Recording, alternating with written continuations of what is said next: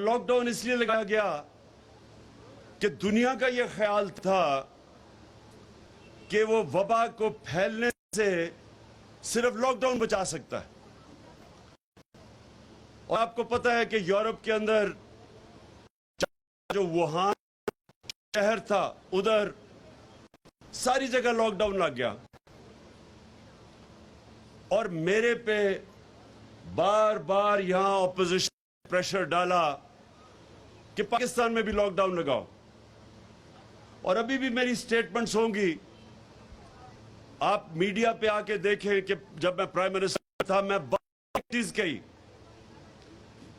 कि अगर मैं सारा मुल्क को लॉकडाउन करूंगा तो मुझे सिर्फ एक सवाल का जवाब दो कि दिहाड़ीदार का क्या बनेगा, जो सारा दिन मेहनत करके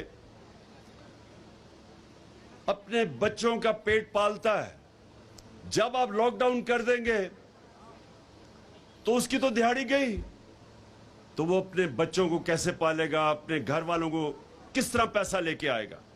मैंने सारी ऑपोजिशन वालों से पूछा तब, क्योंकि जब वो सबसे ज्यादा प्रेशर मेरे पे डाल रहे थे लॉकडाउन का, और मैं एक दफा उनसे जवाब नहीं सुना कि उनका क्या बनेगा। और मेरा ये मेरा ईमान है कि इनको फिक्र ही नहीं है इस तबके की। कभी इन्होंने मुझे नहीं बताया कि वो कैसे गुजारा करेंगे। चाइना जैसे मुल्क में तो वो घरों में खाना लेके गए। जब उन्होंने लॉकडाउन किया तो शहर में वुहान में वो घरों के अंदर खाना पहुंचाया उन्होंने।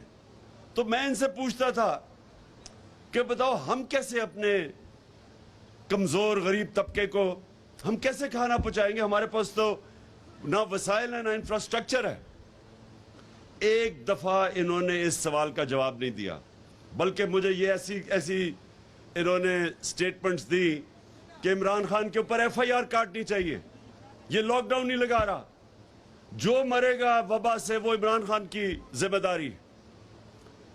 लेकिन अल्लाह का करम है, आज सारी दुनिया इस चीज को मानती है कि वो 5 मुल्क जिन्होंने सबसे बेहतरीन तरीके से अपने मुल्क को वबा से भी बचाया, अपने गरीबों को भी बचाया, अपने मुल्क की माइशत को भी बचाया, उन 5 मुल्क में से पाकिस्तान एक था।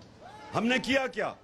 हमने सबसे पहले लॉकडाउन पूरी तरह नहीं लगाया, हिंदुस्तान में नरेंद्र मोदी ने लगाया और वहां उनकी जो दौलत में जो इजाफा हो रहा था वो -7% पे चला गया, बेरोजगारी बढ़ गई, गुर्बत बढ़ी। वहां हमने अपने मुल्क में स्मार्ट लॉकडाउन लगाई, यानी कि थोड़ी थोड़ी जगह पे लगाए, लेकिन हमने ना कंस्ट्रक्शन सेक्टर को बंद होने दिया जो रोजगार देता था लोगों को, ना हमने अपनी ज़राअत को मुतासर होने दिया और ना हमने अपनी इंडस्ट्री को रोका। हमारा टेक्सटाइल सेक्टर जब दुनिया में लॉकडाउन हुआ था तो हमने अपनी इंडस्ट्री को चलने दिया, जिसकी वजह से हमारी एक्सपोर्ट्स बढ़ी, जिसकी वजह से अल्लाह ने खास करम किया इस मुल्क पे कि आखिरी 2 सालों में 5.6% और दूसरे आखिरी साल में 6% मुल्क की दौलत में इजाफा हुआ, GDP ग्रोथ रेट हुई। और हमने पैसे दिए, जो अभी बात की गई कि हमने 12,000 रुपए 1.5 करोड़ खानदानों को पहुंचाया, क्योंकि हमें पता था निचले तबके में सबसे ज्यादा मुश्किलात का सामना करना पड़ रहा है। और सिर्फ यही नहीं किया, हमने मदद की, हमने इंडस्ट्री को पैसा दिया कि अपनी फैक्ट्रियां ना बंद करें, बेरोजगारी ना करें। हमने अपने निचले तबके को जो मैनेज किया, दुनिया ने इसको माना, हमारे एहसास प्रोग्राम को दुनिया मानी। और वो जो मुश्किल वक्त था, 1 सदी में एक दफा इतनी बड़ा दुनिया में बुरहान आता है, क्राइसिस आता है, उसको जिस हुकूमत को कहते थे अहल नहीं है, उसने सबसे ज्यादा अहलियत दुनिया के 190 मुल्कों में से वो 5 मुल्क थे जिनने सबसे बेहतरीन तरीके से अपनी अवाम को बचाया, अपने गरीबों को बचाया, अपनी इंडस्ट्री बचाई, माइशत बचाई।